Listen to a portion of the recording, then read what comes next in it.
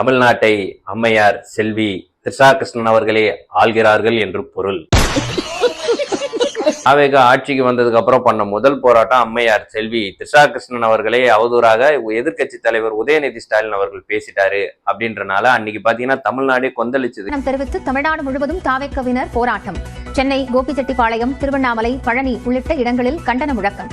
எங்க போட்டாலும் தாவேக்காவினர் கண்டன ஆர்ப்பாட்டம். இந்த போராட்டத்தை நம்ம தஞ்சாவூர் கோயில் கல்வெட்டுல தான் எழுதி வைக்கணும், மாபெரும் கண்டன ஆர்ப்பாட்டம்னு சொல்லிட்டு. ஆனா இன்னைக்கு பிஜேபியோடைய மாநில தலைவர் நயினார் நாகேந்திரன் அவர்கள் நம்மளுடைய முதல்வர் அவர்களை அவதூறா பேசியிருக்காரு.